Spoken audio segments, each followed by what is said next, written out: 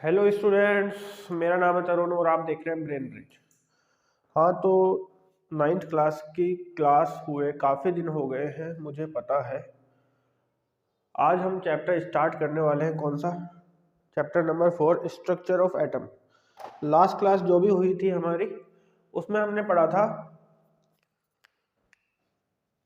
Atom के बारे में कि एटम इज इनडिविजिबल पार्टिकल। ठीक है, यही पढ़ा था हमने। ठीक है, यही पढ़ा था ना कि एटम है वो डिविजिबल नहीं होता और ये सबसे स्मॉलेस्ट पार्टिकल होता है मैटर का।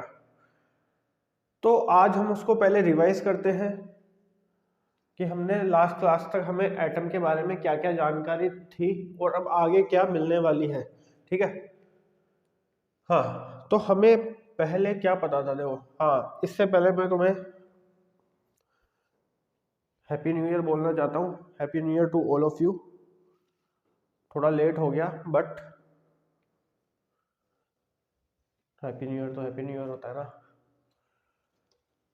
हाँ, atom is smallest particle of matter. हमें अभी तक एटम के बारे में क्या क्या पता है वो मैंने इधर लिख दिया है और अब से ऐसे ही क्लास होगी हमारी, लिख लिख के मैं पहले ही रख दूंगा और फिर तुम्हारा ये वीडियो लेक्चर रिकॉर्ड कर दूंगा ताकि हमें ज़्यादा टाइम ना लगे और ये पूरा का पूरा चैप्टर मैं एक साथ ही डालने वाला हूँ। ठीक है, atom is smallest particle of matter. Atom क्या होता है? स्मॉलेस्ट पार्टिकल होता है मैटर का। ठीक है, ये हमें पता है, हमने अभी तक यही पढ़ा है। Atom of different element have different masses. हमने लास्ट चैप्टर में पढ़ा था कि मोल कंसेप्ट के हिसाब से हमने क्या देखा था कि जो एटम्स होते हैं डिफरेंट डिफरेंट एलिमेंट्स के, उनके क्या होता है? डिफरेंट मास होता है। Atoms are indivisible which is given by Dalton atomic theory. Dalton atomic theory में हमें क्या बताया गया था कि एटम्स जो होते हैं वो इनडिविजिबल पार्टिकल्स होते हैं, उनको डिवाइड नहीं कर सकते हैं। और उसके साथ साथ हमने ये भी पढ़ा था कि एटम्स आर इनडिविजिबल तो थे, नॉट बी क्रिएटेड और डिस्ट्रॉयड, कि इनको ना ही तो डिस्ट्रॉयड किया जा सकता है और ना ही क्रिएट किया जा सकता है। ठीक है, ये पढ़ा था हमने। अब बात आती है कि एटम सच में सबसे छोटा पार्टिकल है या एटम के अंदर भी सब एटॉमिक पार्टिकल्स प्रेजेंट है। तो देखो, इसके लिए हमारे पास ये चैप्टर आया नया, स्ट्रक्चर ऑफ एटम, कि एटम का स्ट्रक्चर कैसा है इसके बारे में पहले बात करेंगे। बट उससे पहले हमें क्या पता होना चाहिए कि एटम के अंदर भी सब एटॉमिक पार्टिकल्स होते हैं। जो चार्ज पार्टिकल इन मैटर, जो तुम्हारे बुक का अगला टॉपिक है। ठीक है, अब मैटर के अंदर चार्ज पार्टिकल होते हैं, ये हमें कैसे पता चला? ये हमें पता चला बच्चों, देखो, तुमने ये एक्सपेरिमेंट कर रखा होगा बहुत बार, बचपन में ही कर लेते हैं सब लोग। हम हमारे हेयर से स्केल रब करते हैं और नीचे छोटे छोटे टुकड़े पेपर पीस रख देते हैं, तो उसको जैसे उसके ऊपर लाते हैं स्केल को तो वो उसकी तरफ अट्रैक्ट होते हैं। ठीक है, अट्रैक्ट होते हैं। उससे क्या पता चला कि इन ये जो पार्टिकल्स हैं वो क्या है? पॉजिटिवली या नेगेटिवली चार्ज पार्टिकल्स है, इनके अंदर कोई ना कोई चार्ज है। तो हम क्या बोल सकते हैं कि जो मैटर होता है वो एक चार्ज पार्टिकल होता है। ठीक है, atom is indivisible but contain at least one सब एटॉमिक पार्टिकल्स। ठीक है, एक ना एक सब एटॉमिक पार्टिकल वो जरूर कंटेन करता है, ये हमें पता चला। ठीक है, बाद में हमारे सबसे पहले खोज हुई किसकी? इलेक्ट्रॉन की खोज हुई। ये कब हुई? ये हुई गिवन बाय, ये किसने दी हमें? इलेक्ट्रॉन की खोज किसने करी? इस जे थॉमसन ने हमें इलेक्ट्रॉन के बारे में बताया कि इलेक्ट्रॉन एक नेगेटिवली चार्ज पार्टिकल होता है। और ये कब बताया? 1897 में बताया। सिंबल ऑफ इलेक्ट्रॉन क्या होता है बच्चों? ई के ऊपर नेगेटिवली चार्ज, बिकॉज ये नेगेटिवली चार्ज पार्टिकल है। ठीक है, it is a negatively charge. उसके बाद में खोज हुई हमारे पास प्रोटॉन की। अब वैसे देखा जाए तो प्रोटॉन की खोज पहले ही हो चुकी थी। देखो, वो हुआ है 1897 में और ये 1886 में। बट प्रोटॉन के बारे में बाद में पता चला। हमें पहले पता चला किसके बारे में? कैनाल रेज के बारे में। कैनाल रेज क्या होती है बच्चों? एक पॉजिटिवली चार्ज रे होती है या बीम ऑफ लाइट होती है, वो कौन से चार्ज पार्ट, देखो, by the presence of new radiation in gas discharge called canal raise. Canal raise किसको बोला कि गैसियस डिस्चार्ज में एक इसने क्या रेडिएशन प्राप्त की, वो कौन से चार्ज, वो कैसी थी, पॉजिटिवली चार्ज थी, ठीक है, वो कैसी थी, पॉजिटिवली चार्ज थी।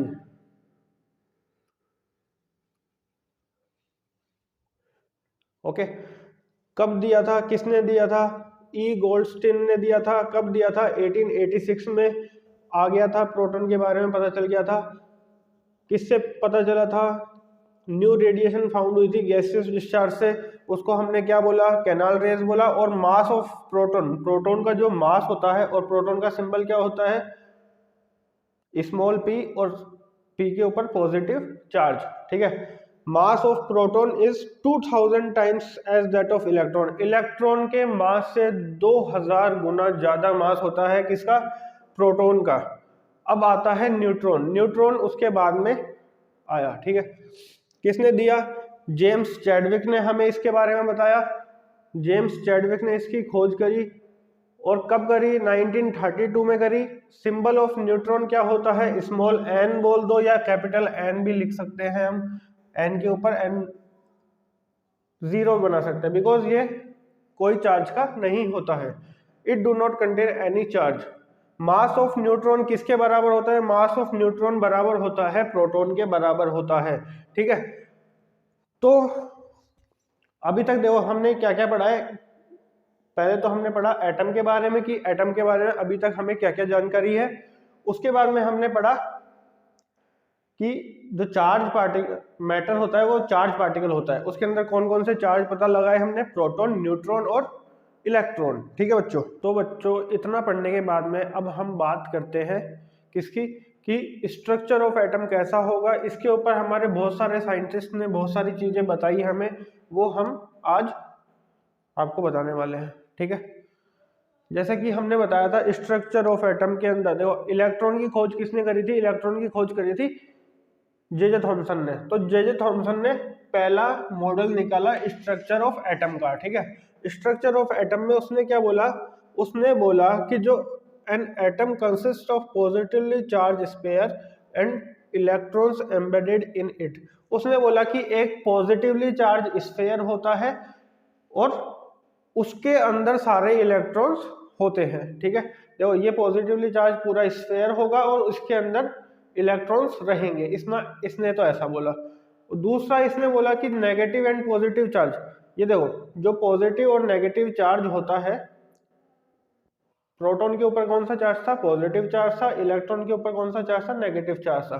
तो ये एक एटम के अंदर बराबर होते हैं, जिसके कारण क्या हो जाता है, इलेक्ट्रिकली न्यूट्रल हो जाता है एक एटम, ठीक है। इसने ऐसा बोला, बट इसकी ये थ्योरी गलत साबित हुई कुछ टाइम बाद में, जब रदरफोर्ड ने खुद का एटॉमिक मॉडल निकाला, एटम के बारे में उसने स्टडी की। रदरफोर्ड ने सोचा कि मैं इसके बारे में स्टडी करता हूं और कुछ अलग जानने को मिलता है तो वो बताता हूं, ठीक है। तो रदरफोर्ड ने क्या किया, एक अल्फा पार्टिकल का स्कैटरिंग एक्सपेरिमेंट किया। किससे किया, गोल्ड शीट ली उसने, गोल्ड सबसे थिन शीट बना सकता है गोल्ड से हम, तो उसने कौन सी शीट ली, गोल्ड की शीट बनाई उसने, थिन शीट बनाई, और उसके ऊपर उसने क्या किया, अल्फा पार्टिकल्स को बम्बार्ड किया, मतलब उसके ऊपर एक्सपेरिमेंट के लिए अल्फा पार्टिकल्स डाले, ठीक है। और उसके बाद में उसने जो अल्फा पार्टिकल की जो ट्रेजेक्टरी थी उसको क्या किया, स्टडी किया।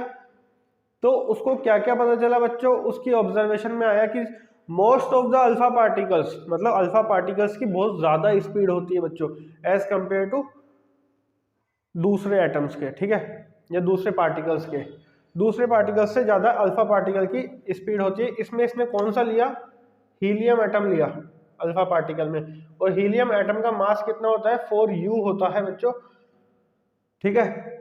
तो इसने क्या देखा उस एक्सपेरिमेंट में, इसने उस एक्सपेरिमेंट में देखा कि most of the alpha particles किससे पास हो जाते हैं, गोल्ड शीट से विदाउट एनी डिफ्लेक्शन, कोई डिफ्लेक्शन नहीं आता है। इसने सोचा था कि डिफ्लेक्शन आएगा, most of the alpha particles में क्या आएगा, पीछे की तरफ वापस आ जाएंगे, बट ऐसा नहीं होता है।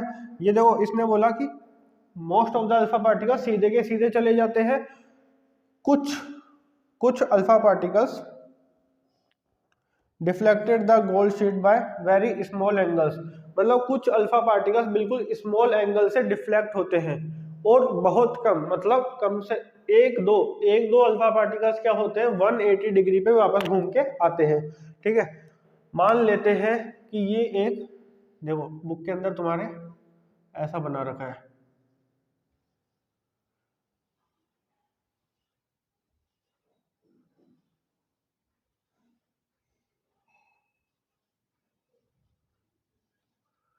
ठीक है, ये गोल्ड एटम है।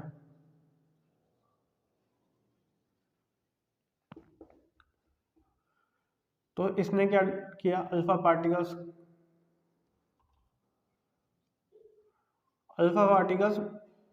डाले इसके ऊपर गोल्ड शीट पे। तो क्या हुआ बच्चों, देखो most of the alpha particles तो सीधे ही निकल गए, कुछ अल्फा पार्टिकल्स थे जो ऐसे डिफ्लेक्ट हो गए बहुत कम एंगल से, ठीक है, और कुछ ऐसे थे कि जो वापस की वापस इसी के ऊपर वापस आ गए। ठीक है, तो ये क्या हो गया, 180 डिग्री पे डिफ्लेक्ट हुआ, कुछ थे जो बहुत कम एंगल पे डिफ्लेक्ट हुए थे, most of the alpha particle सीधे के सीधे ही चले गए थे। तो इसके मॉडल के अनुसार इसने क्या दिया बच्चों, इसने बताया कि जो पॉजिटिवली चार्ज पार्टिकल्स है, the positive charge and most of the mass of an atom, कि एक एटम का मास एक जगह पे ही कंसंट्रेटेड रहता है, वो चारों तरफ फैला नहीं रहता है। ठीक है, the positive charge and most of the mass of an atom is concentrated in very small volume. उसको इसने क्या बोला, उसको इसने नाम दिया न्यूक्लियस। ठीक है, न्यूक्लियस नाम कहाँ से आया, रदरफोर्ड ने दिया था हमें, और इसने जो जिसके अंदर पॉजिटिवली चार्ज रह रहे हैं, एटम का मास जो कंटेन कर रहा है, उसको इसने क्या बोला, न्यूक्लियस बोला। द नेगेटिव चार्ज पार्टिकल्स, जो इलेक्ट्रॉन्स हैं, वो क्या करेंगे, surround the nucleus of an atom, जो एटम के चारों तरफ रहेंगे, एटम के चारों तरफ रहेंगे। और इसने ये भी बोला कि इलेक्ट्रॉन्स उसके चारों तरफ रहेंगे ही नहीं, बल्कि रिवॉल्व करेंगे, घूमेंगे वो उसके न्यूक्लियस के चारों तरफ, और जिसके अंदर वो घूम रहे हैं इलेक्ट्रॉन, उसको इसने नाम दिया ऑर्बिट। तो देखो हमें 3-4 चीजें पता लग रही है इस चीज से, रदरफोर्ड एटॉमिक मॉडल से हमें क्या क्या पता चला। एक तो न्यूक्लियस का पता चला कि न्यूक्लियस के अंदर ही मोस्ट ऑफ द एटम का मास कंटेन करता है एटम। ठीक है, मतलब प्रोटॉन उसी के अंदर रहते हैं न्यूक्लियस के अंदर, और वो बहुत कम वॉल्यूम में रहते हैं। दूसरा कि जो इलेक्ट्रॉन्स है वो प्रोटॉन बोल दूं या न्यूक्लियस के चारों तरफ रिवॉल्व करते हैं या न्यूक्लियस के चारों तरफ रहते हैं, उनको इसने क्या बोला, ऑर्बिट्स बोला। Electrons are negatively charge and nucleus is positively charge. Electron तो नेगेटिवली चार्ज है, न्यूक्लियस के अंदर क्या है बच्चों, न्यूक्लियस के अंदर है प्रोटॉन, प्रोटॉन क्या है, प्रोटॉन पॉजिटिवली चार्ज है।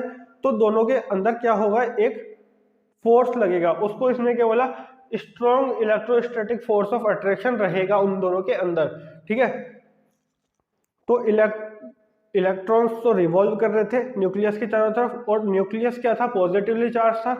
पॉजिटिवली चार्ज न्यूक्लियस और इलेक्ट्रॉन्स के बीच में क्या होगा, एक स्ट्रॉन्ग इलेक्ट्रोस्टैटिक बॉन्ड होगा।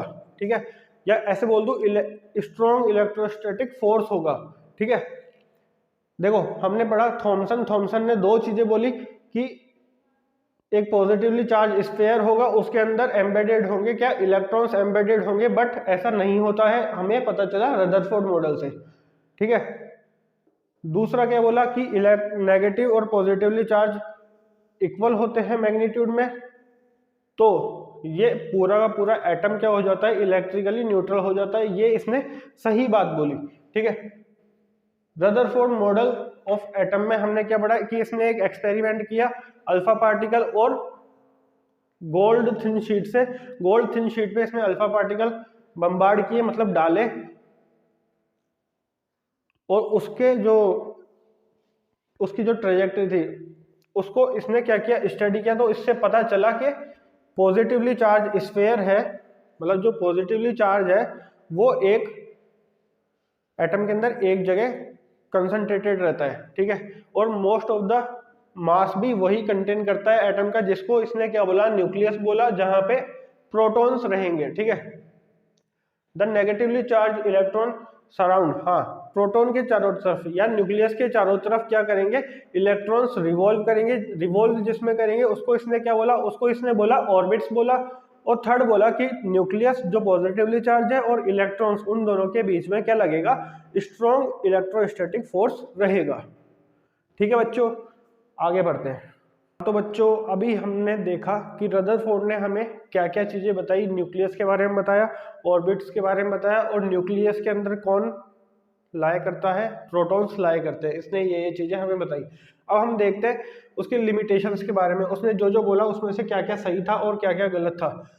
जो गलत था वो आएगा किसमें, लिमिटेशंस में, ठीक है। The revolution of electron in a circular orbit is not expected to be stable. देखो बच्चों, मैक्सवेल ने बोला था कि कोई भी चीज अगर सर्कुलर गोल गोल घूमती है तो वो क्या करती है, एनर्जी रिलीज करती है या एनर्जी निकालती है, ठीक है, एनर्जी निकालती है। एनर्जी निकालेगा तो उसकी एनर्जी क्या होगी, लूज होगी, और वो धीरे धीरे धीरे धीरे जो सेंटर है वहां तक पहुंच जाएगा। अब मैक्सवेल की थ्योरी के हिसाब से जो रदरफोर्ड ने बोला उसका देखते हैं हम। जैसे कि मान लेते हैं ये क्या है, न्यूक्लियस है, ठीक है, ये न्यूक्लियस है, इसकी जो ये सर्कुलर ऑर्बिट है, यहाँ इलेक्ट्रॉन्स मूव कर रहे हैं। अभी जब सर्कुलर ऑर्बिट में मूव करेंगे तो ये इनका एक्सेलरेशन क्या होगा, बढ़ेगा। एक्सेलरेशन की बढ़ेगा तो क्या करेंगे, ये एनर्जी लूज करेंगे। एनर्जी लूज करेंगे तो इनकी क्या होगी, स्पीड कम होगी, और ये धीरे धीरे धीरे धीरे ये सर्कल क्या होता जाएगा, छोटा होता जाएगा, और ये न्यूक्लियस के अंदर ही चला जाएगा। तो इसने ये चीज गलत बताई हमें, ठीक है। He did not say anything about the arrangement of electron in an atom. इसने एटम में जो इलेक्ट्रॉन्स प्रेजेंट हैं उसके बारे में हमें कुछ नहीं बताया कि इलेक्ट्रॉन्स किस तरह लाए करेंगे एटम के अंदर। इसने बस ये बताया कि जो इलेक्ट्रॉन्स हैं वो न्यूक्लियस के चारों तरफ रिवॉल्व करेंगे, उनका अरेंजमेंट नहीं बताया, तो इसकी थ्योरी यहाँ इनकम्प्लीट होती है बच्चों, ठीक है। अब हम पढ़ते हैं बोर मॉडल। रदरफोर्ड ने खुद का काम किया, रदरफोर्ड को थोड़ा सही करने के बाद में हमारे पास कौन आए, बोर भाई साहब आए, ठीक है। बोर भाई साहब ने क्या बताया, बोर भाई साहब ने बताया कि in an atom electron revolve around the positively charge nucleus in a definite circular path called orbit और शेल। इसने बोला कि जो जो इलेक्ट्रॉन्स हैं एटम के अंदर, जो इलेक्ट्रॉन्स प्रेजेंट होते हैं वो न्यूक्लियस के चारों तरफ रिवॉल्व करते हैं, सर्कुलर ऑर्बिट में रिवॉल्व करते हैं। और रदरफोर्ड ने बोला था कि एक ही ऑर्बिट होती है, उसी के अंदर सब इलेक्ट्रॉन्स रिवॉल्व करते हैं, बट इसने बोला डिफरेंट एनर्जी लेवल्स के अकॉर्डिंग इलेक्ट्रॉन्स रिवॉल्व करेंगे, ठीक है। ईच ऑर्बिट और shell has a fixed energy, हर एक शेल या ऑर्बिट की फिक्स एनर्जी होगी, and these circular orbits are known as orbital shells. इनको इसने क्या बोला, ऑर्बिटल शेल्स बोला। The energy levels are represented by integers 1 2 3, ठीक है। जिस तरीके से ये बढ़ते जा रहे हैं वैसे ही एनर्जी लेवल्स भी बढ़ते जाएंगे, और the orbits are designed as KLMN shells.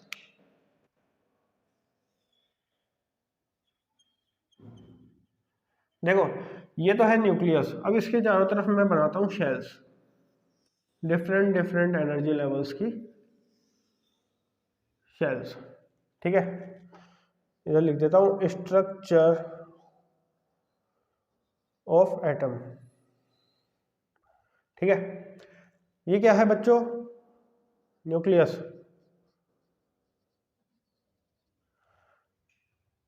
ये क्या है, फर्स्ट शेल है, n इक्वल टू यहाँ क्या होगा 1 होगा, n equal to 2, n equal to, धीरे धीरे इंटीजर्स के हिसाब से बढ़ रहे नहीं है, n इक्वल टू 3 और ये n इक्वल टू 4, और ये आगे चलता जाएगा ये प्रोसेस, ठीक है।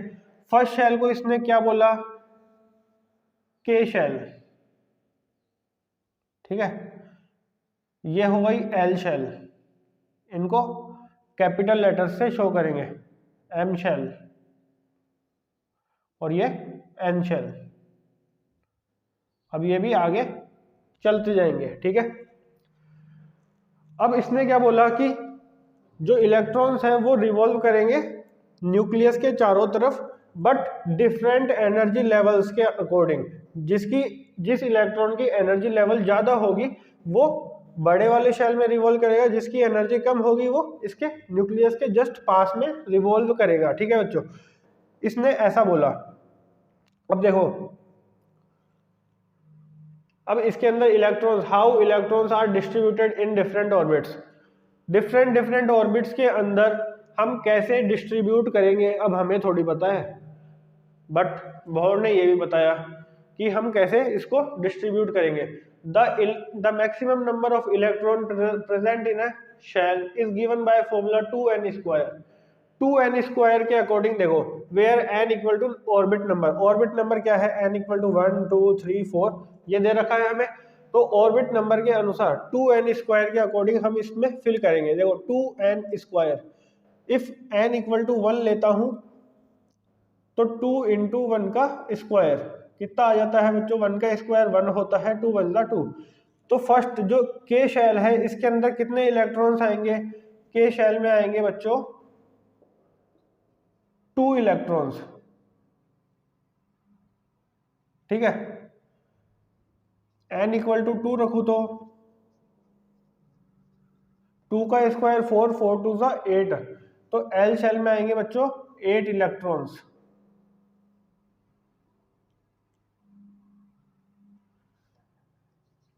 n इक्वल टू 3, तो 2 इंटू 3 का स्क्वायर, 3 का स्क्वायर कितना होता है 9 9 2 सा 18, 18 इलेक्ट्रॉन्स आएंगे बच्चों किसमें, m शेल में, और ये ठीक ऐसे ही चलता जाएगा। दूसरा उसने क्या बोला, the maximum number of electron that can be accommodated in the outer most shell या ऑर्बिट इन इज 8। जो आउटर मोस्ट शेल होगा या ऑर्बिट होगा किसी भी एटम का, उसके अंदर लास्ट में क्या होने चाहिए, 8 इलेक्ट्रॉन्स होने चाहिए।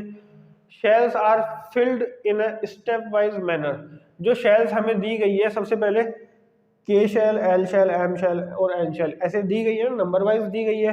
तो पहले हम ऐसे नहीं कर सकते कि के शेल भरी ही नहीं, उसके पहले ही हमने एल शेल में इलेक्ट्रॉन डाल दिया, ऐसा नहीं कर सकते। तो सबसे पहले के शेल को फुलफिल करेंगे पूरी, जब वो पूरी फुलफिल हो जाएगी, मतलब उसके अंदर कितने इलेक्ट्रॉन्स आ सकते हैं, 2 इलेक्ट्रॉन्स आ सकते हैं। जब 2 इलेक्ट्रॉन्स उसके अंदर फुलफिल हो जाएंगे उसके बाद में हम मूव करेंगे एल शेल पे, ठीक है। एल शेल में कितने इलेक्ट्रॉन्स आएंगे, 8। जब इसके अंदर 8 इलेक्ट्रॉन्स फुलफिल हो जाएंगे फिर हम जाएंगे एम शेल पे, ठीक है बच्चों। ऐसे हम इसको फिल करते जाएंगे। तो इधर देखो हमारे पास हाइड्रोजन कौन से नंबर पे आता है, फर्स्ट नंबर पे आता है हाइड्रोजन। देखो ये 20 तक तुम याद कर लेना, हाइड्रोजन, हीलियम, लिथियम, बेरिलियम, तुम्हें ये पूरी टेबल दे रखी है तुम्हारी बुक के अंदर, ठीक है। ये जो रेड का जो साइन है बीच में वो है न्यूक्लियस, ओके। हाइड्रोजन में कितने इलेक्ट्रॉन्स होते हैं, जितने इलेक्ट्रॉन्स उतने ही प्रोटॉन्स, ठीक है। बट प्रोटॉन्स कहाँ होते हैं, न्यूक्लियस के अंदर होते हैं। इलेक्ट्रॉन्स मूव करेंगे शेल्स में। हाइड्रोजन में कितने इलेक्ट्रॉन होते हैं, 1 इलेक्ट्रॉन होगा, 1 इलेक्ट्रॉन यहाँ हमने भर दिया, ठीक है। हीलियम में 2 इलेक्ट्रॉन होते हैं, फर्स्ट शेल में 2 इलेक्ट्रॉन्स आते हैं, फुलफिल हो गए, ठीक है। लिथियम में 3 इलेक्ट्रॉन्स होंगे, फर्स्ट शेल में हमने 2 भरे, सेकंड शेल में हमने 1 भरा। ऐसे ही ठीक चलता जाएगा। बेरिलियम के 2 आ जाएंगे, बिकॉज इसका एटॉमिक नंबर कितना होता है, 4 होता है। इसमें इलेक्ट्रॉन्स कितने प्रेजेंट होते हैं, 4 प्रेजेंट होते हैं। बोरोन में 5 इलेक्ट्रॉन्स प्रेजेंट होते हैं, इसका एटॉमिक नंबर 5 होता है। तो फर्स्ट शेल में 2 इलेक्ट्रॉन्स आएंगे, सेकंड शेल में 3 इलेक्ट्रॉन्स आएंगे। कार्बन का एटॉमिक नंबर 6 होता है, फर्स्ट शेल में 2 इलेक्ट्रॉन्स आएंगे और सेकंड शेल में 4 इलेक्ट्रॉन्स आएंगे। नाइट्रोजन का एटॉमिक नंबर कितना होता है, 7 होता है, इसमें फर्स्ट शेल में 2 इलेक्ट्रॉन्स आएंगे, सेकंड शेल में 5 इलेक्ट्रॉन्स आएंगे, ठीक है। ऑक्सीजन का एटॉमिक नंबर कितना होता है बच्चों? ऑक्सीजन का एटॉमिक नंबर होता है 8। फर्स्ट शेल में आएंगे 2, सेकंड शेल में आएंगे 6 इलेक्ट्रॉन्स। और ऐसे ही अब 6 इलेक्ट्रॉन्स भरे हमने। हाँ, इसके बाद आएगा फ्लोरीन। फ्लोरीन का यहां बना देता हूं, फ्लोरीन, ठीक है, एफ एटम। फर्स्ट शेल में 2, सेकंड शेल में 7,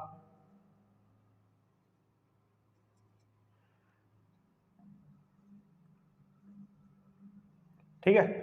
अब इसके बाद में क्या आएगा? फ्लोरीन के बाद में आता है नियोन। नियोन में ये 8 इसमें आ जाएंगे पूरे। सेकंड शेल में कितने हो जाएंगे? 8 हो जाएंगे। उसके बाद में आता है हमारे पास सोडियम। सोडियम का बच्चों यहां बना रहा हूं, देखो, ठीक है। सोडियम में कितनी शेल चाहिए हमें? 3 शेल चाहिए। देखो, फर्स्ट शेल में 2 इलेक्ट्रॉन्स, ये बीच में बना दिया मैंने, क्या, न्यूक्लियस। फर्स्ट शेल में 2 इलेक्ट्रॉन्स कंप्लीट। एटॉमिक नंबर होता है 11 सोडियम का, Na, ठीक है। एटॉमिक नंबर होता है 11।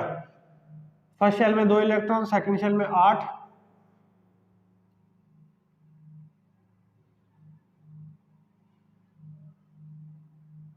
ठीक है। 8 और 2 10। अब बचेगा क्या? एक बचा, एक बचेगा। वो कौन से शेल में जाएगा? थर्ड शेल में जाएगा। और ऐसे ही हम 20 से लेके 30 तक तुम लिख सकते हो इसके बारे में, ठीक है। तो ये तुम्हें समझ में आ गया होगा। नेक्स्ट टॉपिक है तुम्हारा वैलेंसी। वैलेंसी कैसे फाइंड आउट करें किसी भी एटम की, ठीक है बच्चों। तो वैलेंसी के बारे में हम डिस्कस करते हैं, ठीक है। तो बच्चों अब हम पढ़ते हैं वैलेंसी के बारे में। वैलेंसी क्या होती है? देखो, वैलेंसी होती है, देखो, पहले मैं ये क्लियर कर देता हूँ कि हमने बोहर मॉडल के अनुसार हमने क्या पढ़ा कि जो आउटर मोस्ट शेल होती है उसके अंदर हमारे पास कितने इलेक्ट्रॉन्स होने चाहिए? 8 इलेक्ट्रॉन्स होने चाहिए। या ऐसे बोल दूं, जो शेल होती है वो कंप्लीटली फिल होनी चाहिए, ठीक है, कंप्लीटली फिल होनी चाहिए, ठीक है। Outer most shell electrons are called valence shell electrons. जो आउटर मोस्ट शेल में जो इलेक्ट्रॉन्स होंगे उन्हीं को हम क्या बोलेंगे? वैलेंस शेल इलेक्ट्रॉन्स बोलेंगे। We know that in outer most shell there is always a 8 electron from Bohr's model. हमने बोर मॉडल से देखा था कि लास्ट शेल में कितने इलेक्ट्रॉन्स होते हैं? 8 इलेक्ट्रॉन्स होते हैं, ठीक है। अब इसका हम देखते हैं, डिस्ट्रीब्यूशन देखते हैं और वैलेंसी देखते हैं कि वैलेंसी कितनी आने वाली है। हाइड्रोजन का एटॉमिक नंबर 1 होता है। फर्स्ट शेल में कितने इलेक्ट्रॉन्स आएंगे? 1 इलेक्ट्रॉन आएगा। और इसकी वैलेंसी भी कितनी होगी? 1 ही होगी। एक कैसे होगी बच्चों? एक ऐसे होगी कि ये 1 इलेक्ट्रॉन ले भी सकता है, बिकॉज इसके आउटर मोस्ट शेल, इसकी जो फर्स्ट शेल है, हाइड्रोजन एटम क्या होता है? फर्स्ट नंबर का होता है, इसमें 1 ही इलेक्ट्रॉन होता है। बट फर्स्ट शेल में कितने इलेक्ट्रॉन्स आ सकते हैं? 2 आ सकते हैं। तो ये 1 ले भी सकता है और 1 दे भी सकता है। जो लेन देन वाला चलता है ना इनका, उसको हम क्या बोलते हैं? वैलेंसी बोलते हैं। तो ये 1 ले नहीं सकता, लेकिन बहुत ज्यादा एनर्जी लगेगी इसको लेने के अंदर, तो ये क्या करता है? 1 इजीली किसी को दे देता है, ठीक है। तो इसकी वैलेंसी कितनी हो जाती है बच्चों? 1 हो जाती है। हीलियम के एटॉमिक नंबर होता है 2। हीलियम का एटॉमिक नंबर 2 होता है, तो इसके इलेक्ट्रॉन्स जो फर्स्ट शेल में भरेंगे वो 2 भर जाएंगे। मतलब इसका जो आउटर मोस्ट शेल है वो फुलफिल है। तो इसकी वैलेंसी कितनी होगी बच्चों? 0। ये ना ही तो किसी को देगा इलेक्ट्रॉन, ना ही किसी से लेगा, ठीक है। लिथियम का एटॉमिक नंबर होता है 3। तो इसका डिस्ट्रीब्यूशन कैसे होगा शेल्स के अंदर? पहले 2 फिर 1, ठीक है। तो ये क्या करेगा बच्चों? ये 1 इलेक्ट्रॉन को क्या करेगा? दे देगा किसी को, और खुद स्टेबल हो जाएगा। लास्ट जो शेल है इसको फुलफिल करके ये स्टेबल हो जाएगा, स्टेबिलिटी गेन कर लेगा। ऐसा ही बेरिलियम के साथ होगा, ये 2 इलेक्ट्रॉन लूज करेगा। बोरोन 3 इलेक्ट्रॉन लूज करेगा। कार्बन का तुम्हारे इसमें दे रखा है 4, तुम पढ़ लो 4, बट नेक्स्ट क्लास जो आने वाली है उसमें तुम्हें पता चलेगा कार्बन चीज क्या है, ठीक है। नाइट्रोजन का कॉन्फ़िगरेशन क्या होगा? फर्स्ट शेल में आएंगे 2 इलेक्ट्रॉन, सेकंड शेल में आएंगे 5 इलेक्ट्रॉन। तो ये क्या करेगा? 5 इलेक्ट्रॉन देगा तो नहीं, बिकॉज साइज छोटी है, 2 ही शेल आ रही है। तो ये क्या करेगा? 3 इलेक्ट्रॉन ले लेगा। तो इसकी वैलेंसी कितनी हो जाती है बच्चों? आउटर मोस्ट शेल को देखना, आउटर मोस्ट शेल में 5 और 8 होने चाहिए, यहाँ पे 5 है। ये 3 लेगा तो क्या हो जाएगा, 8 हो जाएंगे। तो ये 3 इसकी क्या हो गई बच्चों, वैलेंसी हो गई है। ठीक है। ऑक्सीजन, ऑक्सीजन क्या होता है, 2 6 इसका कॉन्फ़िगरेशन होता है। इसको कितने चाहिए, इसमें 2 प्लस करूंगा तो 8 हो जाएगा, तो इसमें कितने लिए, 2 लिए, इसकी वैलेंसी 2 हो गई। ठीक, ऐसे ही ये चलता जाएगा। फॉस्फोरस है, ये 3 ले भी सकता है और 5 डोनेट भी कर सकता है, बिकॉज इसकी साइज बड़ी होती है। ठीक है। अब आते हैं हम एटॉमिक नंबर और मास नंबर पे। एटॉमिक नंबर क्या होता है बच्चों, एटॉमिक नंबर वो होता है कि एटम के अंदर जितने प्रोटॉन्स प्रेजेंट होंगे उसको हमने असाइन किया है, वही atomic number. The number of protons is an atom in an atom which determines atomic number, कि जितने न्यूक्लियस के अंदर प्रोटॉन होंगे एक एटम के, उसको वही एटॉमिक नंबर से जाना जाएगा। और इसको किससे डिनोट करते हैं, Z से डिनोट करते हैं। ठीक है। जैसे कि हाइड्रोजन लिखूंगा तो हाइड्रोजन को मैं क्या लिख सकता हूँ, Z इक्वल टू 1। ये तुम्हें समझना पड़ेगा कि Z इक्वल टू 1 है तो एटॉमिक नंबर क्या है, इसका 1 है। इसके अंदर, इसके न्यूक्लियस के अंदर कितने प्रोटॉन है, 1 प्रोटॉन है।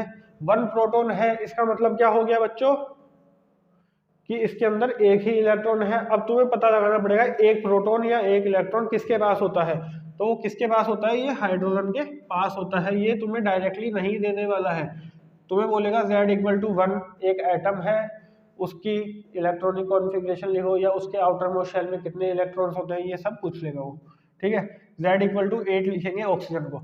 ऐसे ही मास नंबर होता है। मास नंबर क्या होता है, एक एटम का मास। एटम का मास मतलब बोलूं तो न्यूक्लियस का मास। न्यूक्लियस के अंदर कौन कौन प्रेजेंट होते हैं, न्यूक्लियस के अंदर प्रेजेंट होते हैं बच्चों प्रोटॉन और न्यूट्रॉन। न्यूट्रॉन और प्रोटॉन प्रेजेंट होते हैं। तो जो न्यूट्रॉन का मास होगा और जो प्रोटॉन का मास होगा वही क्या होगा, एटम का मास होगा। एटम का मास वही होगा, बिकॉज न्यूक्लियस का जो मास होता है वही एटम का मास होता है। ठीक है। हाँ देखो इसके अंदर क्या लिखा है मैंने, mass of an atom is mass of proton and mass of neutron, because protons and neutrons are present in nucleus. Proton and neutron are also called nucleons, उसको nucleons भी बोल सकते हैं combinedly। ठीक है। mass number is just double of atomic number except some atoms। mass number जो होता है ना वो atomic number का just डबल कर सकते हैं हम, कुछ एटम्स को छोड़ के। कार्बन, कार्बन का देखो, कार्बन कौन से 6 नंबर का हमने पढ़ा था, 6 नंबर पे आता है, एटॉमिक नंबर 6 होता है कार्बन का। तो 6 न्यूट्रॉन और 6 प्रोटॉन दोनों को मिला के 12 U मास हो जाता है इसका।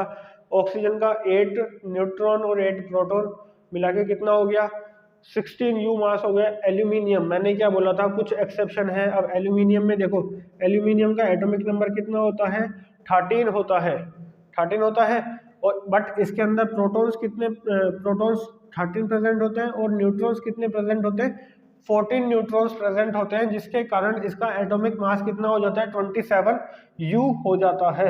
ठीक है। अब एक और चीज देख लो बच्चों, इसको दोनों को कंबाइनली कैसे लिखते हैं, तुम्हें कैसे लिखा हुआ मिलेगा, तुम्हें कैसे समझना पड़ेगा। ठीक है। देखो Z से हम किसको डिनोट कर रहे हैं, एटॉमिक नंबर को। Z यहाँ लिखा हुआ होगा, यहाँ एटॉमिक मास लिखा हुआ होगा, ऊपर एटॉमिक मास लिखते हैं, नीचे एटॉमिक नंबर लिखते हैं। Z लिख दिया मतलब एटॉमिक नंबर, और इधर मैं क्या लिखूंगा, कोई भी एटम का सिंबल। मैंने बोला कार्बन, तो यहाँ तो लिखूंगा मैं 6, बिकॉज इसका एटॉमिक नंबर कितना होता है 6 और एटॉमिक मास कितना होता है 12। ठीक है, समझ में आ गया। ऑक्सीजन का लिखूं तो ऑक्सीजन में 8 और इधर लिखूंगा 16। अब ठीक, एल्यूमिनियम का लिखूंगा तो Al लिखूंगा, एल्यूमिनियम का साइन पता है हमें, Al होता है, इसका एटॉमिक नंबर 13 और इसमें क्या लिखूंगा 27। तो ये तुम्हें समझना पड़ेगा कि ये क्या है, इसका मास है, ये इसका एटॉमिक नंबर है। एटॉमिक नंबर से क्या पता चलेगा, नंबर ऑफ प्रोटॉन और नंबर ऑफ इलेक्ट्रॉन्स का पता चलेगा कि नंबर ऑफ इलेक्ट्रॉन और नंबर ऑफ प्रोटॉन कितने होते हैं। अब हमारे इस चैप्टर में बचा है आइसोटॉप्स और आइसोबार्स। जिसके तो बच्चों अब हम आपको बताते हैं आइसोटॉप्स और आइसोबार्स के बारे में। ये हमारे इस चैप्टर का लास्ट टॉपिक है, ठीक है। आइसोटॉप्स क्या होते हैं बच्चों? आइसोटॉप्स होते हैं, isotopes are defined as the atoms of same element having different mass number. Same element हो और डिफरेंट मास नंबर हो, उसको हम क्या बोलेंगे? आइसोटॉप्स बोलेंगे। और जिसके अंदर सेम मास नंबर हो और डिफरेंट एटॉमिक नंबर हो, उसको हम क्या बोलेंगे? आइसोबार्स बोलेंगे, ठीक है। आइसोटॉप्स किसको बोलेंगे? जिसमें सेम एटॉमिक नंबर है बट डिफरेंट मास नंबर है। आइसोबार्स किसको बोलेंगे? जिसमें सेम मास नंबर है बट डिफरेंट एटॉमिक नंबर है। एटॉमिक नंबर मतलब जेड डिफरेंट हो, मतलब उसके अंदर प्रोटॉन्स डिफरेंट हो, ठीक है।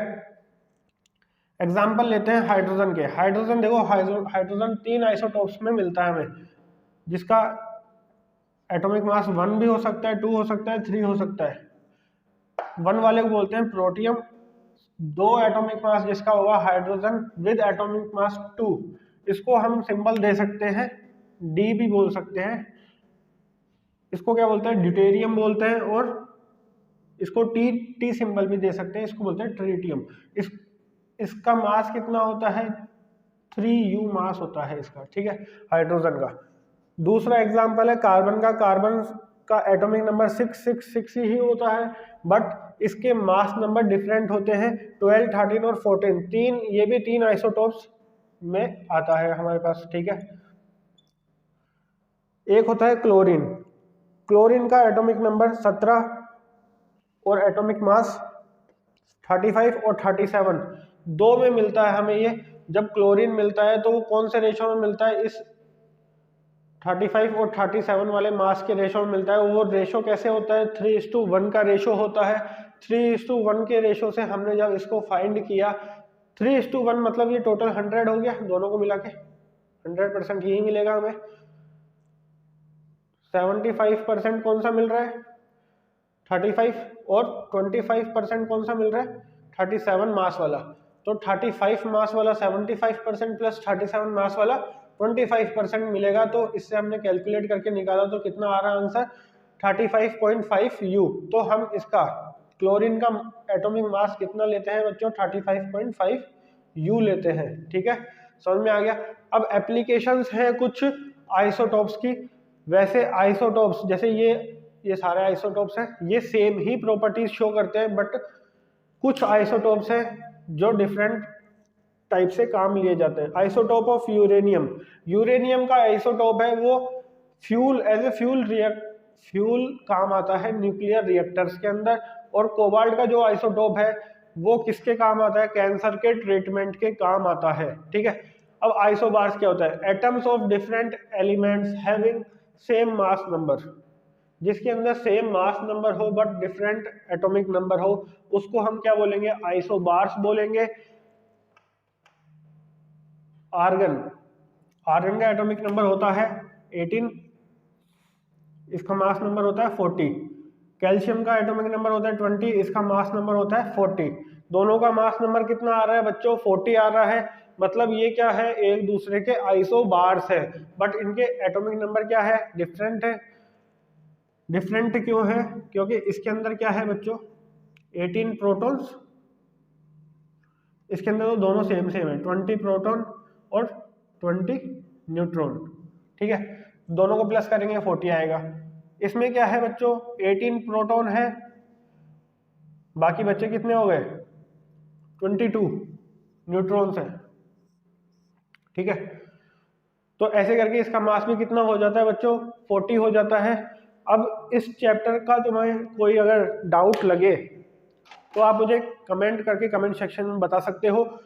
मैं उसके ऊपर अलग से वीडियो तो नहीं बनाऊंगा, वीडियो थोड़ी बना सकता हूँ, वीडियो तो मैंने पूरा बना दिया इसके अंदर। हाँ, बट जब मैं इसके एक्सरसाइज के क्वेश्चंस करवाऊंगा तब मैं वो डाउट तुम्हारे क्लियर कर दूंगा। और एक्सरसाइज के अंदर अगर तुम्हें कुछ डाउट्स आए तो वहाँ भी तुम कमेंट कर सकते हो। Okay, bye, thank you.